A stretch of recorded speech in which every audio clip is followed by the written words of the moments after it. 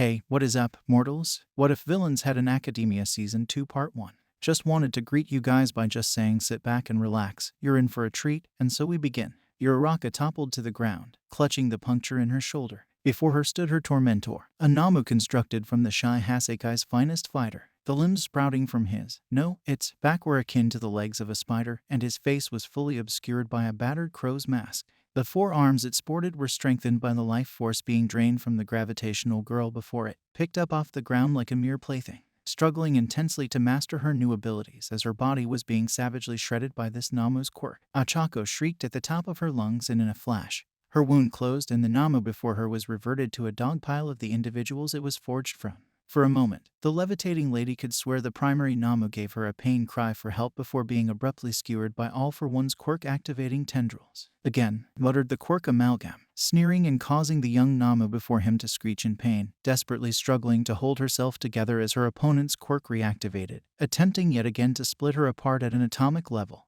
With one last cry, a primal roar of defiance, Achako's body erupted with a flash of magenta-tinged light. She felt her body finally lock into its new abilities, her quirks sliding into place, puzzle pieces finally finding the proper positioning to fit into a grander image. When finally able to stand again, the naive Namu took a deep breath, her once navy blue skin now returning to her formal skin tone. Her horn had shifted to the exact middle of her forehead, almost causing an artificial widow's peak. Her hair grew longer, becoming a bright silver color which worked in tandem with her now golden irises. Looking down at her hands, Uraraka now felt some form of raw power jolt her system back to life before looking back up at her sensei. All for One was beaming ear to ear, grin sinister and hand filled with a small bundle of cash. Perfect. The forced awakening of quirks is something I finally understand. And it was all thanks to you, Achako Uraraka. The rest of the promised money will be coming as long as you stick with us here, but for now, this should suffice. Do with it what you will. An equal amount was sent to your family. With a wild smile filled with malice, All for One stared down at the artificially awoken teen and put his arms behind his back,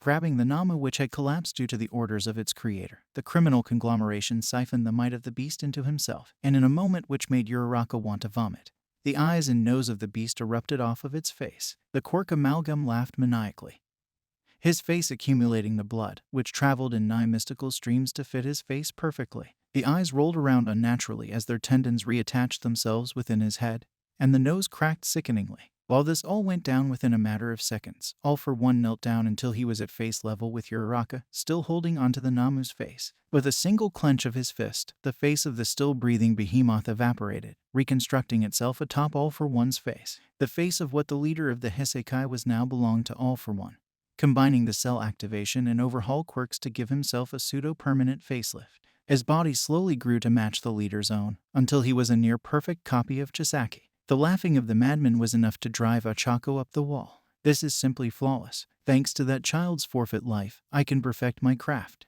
And you, my dear Achako, you are an invaluable asset. Thus, I shall treat you as such. All for One gave Achako a bow before stepping through a portal, still laughing. Thanking her lucky stars, the gravitational girl let go of the breath she'd held before getting sick on the ground.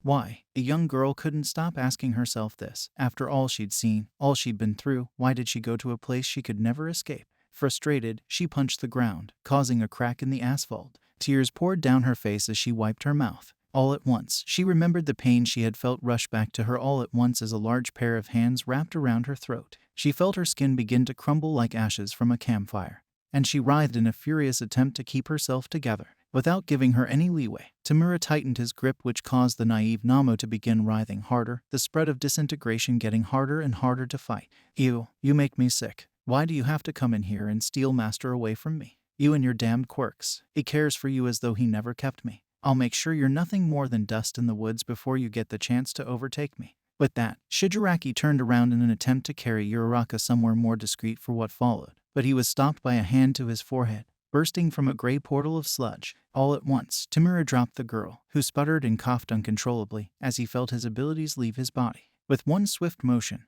All for One tossed his ex-protégé aside as he laid a hand on the levitating lass's back and healed her fully. Without even fully re-entering the area, All for One sighed. Take Tamura somewhere far away from here. He's useless to me now. I've got all the strength and leverage I could possibly need. The portal then briskly closed behind him, And with tears in her eyes, Ochako reluctantly dragged the unconscious, quirkless man to a dark alley in the worst part of the alleys surrounding her home. Looking back, wishing she could do something to ease the pain this poor fellow would inevitably feel after he would awake, the naive Namu turned and skulked back to the villain's school, leaving the man Wo attempted to murder her atop a pile of garbage bags. When Tamura woke, he sat upright with a jolt of alertness, suddenly struck with vertigo and feeling the pain from a massive migraine. The handsy man looked at his hands, which were now covered in garbage and sewage from the place he was left in. In a vain attempt to reject what had just happened, Shigaraki tried to pick up a banana peel and break it down, but nothing happened.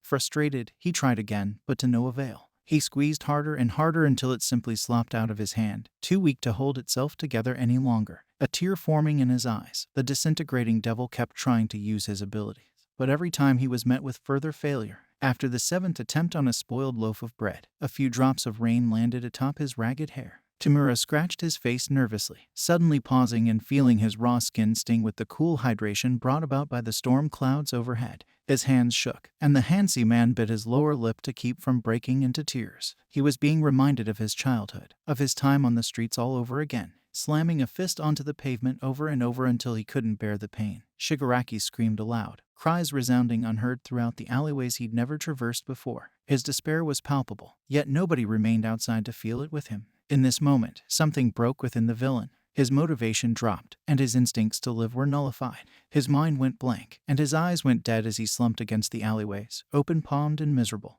Looking up lifelessly at the droplets which peppered the buildings around him, Tamura Shigaraki wondered why he'd ever trusted All for One to begin with, after being blatantly humiliated at the hands of some ex-convict. Bakugo was growling under his breath. How dare she make a scene like that in the damned courtyard of all places? And Deku, what had occurred to make him so much more confident than before? As mad as he was, Katsuki was also pensive. Maybe he had been a bit hasty when judging the pair of them. Whatever anyone else said, that girl was more tame than the clips he'd seen of her leaked online. Maybe she was able to move past her past, after all. Shaking his head, the Boom King scratched the back of his head agitatedly, before shouting out loud, "Damn it, DKU. Why are you and that crazy chick so damn confusing?" This eruption of vocality led to a response from somewhere nearby, and after immediately catching on, Bakugo leapt back in a defensive stance, staring down an alley at the source. In the setting sun and the downpour surrounding him, he could barely make out a humanoid figure, covered in garbage and drenched to the bone. Eyeing him, Katsuki tentatively stepped closer, cautiously. After getting a good look at him, the explosive teen soon recognized the vacant stare. Heck, if he didn't know any better, he'd assume this mystery man was dead. However, every dozen seconds or so, he heard this husk of a human being shakily wheeze. Unsure of what to do, pride clashing with human decency, the short-tempered student scratched the back of his neck. "You gonna get out of this rain or something?" he muttered, looking sidelong at the depressed man laying before him. His head barely moved to face him, chapped lips unmoving but eyes lazily noting the existence of the kid before him. Grumbling, Bakugo continued, "You got a home or something? You should go there. It's..." Katsuki took pause as this newcomer slowly shifted back to his original position, vacant stare looking at a poster before him. Bakugo matched his gaze and saw the wanted poster describing just who the villain before him was. His heartbeat increased, hands sparking violently for a moment, but he took pause. Comparing the two images, something was clearly wrong with the scene before him. Deciding to make a bold move, the Boom King spoke up. "Hey, if you don't move, I'm gonna drag you to the cops. They'll put you away, you hear me?" Without another word, Tamura put his hands up before him, limp and inactive, sighing. Katsuki became enraged at this. "You mean to tell me that you, who's wanted for that much damn money, is willing to just give up? Damn it, I'll kick your ass if you don't tell me what you're doing here. Take some initiative, you damned freak." After a moment, Shigaraki put his hands back down to his sides, heaving a sigh. Shaking his head and rubbing his face with his hands, he looked up to make eye contact with the explosive teen. "Take me to jail. Kill me. Leave me here. I have no more reason to live. I don't even have any power anymore." As if to prove a point, Tamura lifted the loaf of bread and clenched his fist around it as tight as he could, only squishing the contents of the plastic wrap. "If I had power, this would be a pile of ashes by now. It isn't. I have nothing left. Just do whatever." The handsy man returned to his previous position, staring at the poster, now clearly sporting mildly watery eyes. Bakugo was at a loss, shock freezing him in place, weighing his options, seemingly being his best bet at the moment. The Boom King mulled over his choices. If he left this criminal here, he could easily be lying and take innocent lives. If he wasn't lying and he left this criminal here, then he'd still be lying to the authorities. However, if he tried to take him in while he still had his quirk and was just hiding it, he could die or be used as a bargaining chip. The last option, though, rang true within the crackling fighter's gut. Taking him to the police while he has no quirk would not only let him claim a large bounty and bragging rights, but would get this mopey villain off the streets. Fine, if you don't care, you won't fight back. And if you do fight back, I'll beat the crap out of you. Bakugo hefted Tamura to his feet, guiding him to the police station. After a brisk walk and on stairs, they finally arrived and the explosive teen handed over the convict. After out of earshot and a moment of hesitation, Katsuki acted on impulse and pulled the police chief aside. Can I come in now and then to make sure Hisoka's still here? After glancing at Tamura and seeing his condition, the chief held back a smile and nodded briskly. Tamura sighed, shivering violently in his cell. He knew they'd test him to see if he had a quirk. He didn't care anymore. At least the rain was gone, so he could start recovering from his migraine. Looking at the kid who brought him in here, he felt a brief memory come back to him, a memory of his mother, of an honest person. As brutal as that kid had been in his approach, he still did try to help. Shigaraki sighed. Maybe he'd observe heroes and villains alike from his cell for now and see how things went. After all, he'd have a show to watch soon. Thank you all for indulging yourselves in the story thus far. Hope you enjoyed it.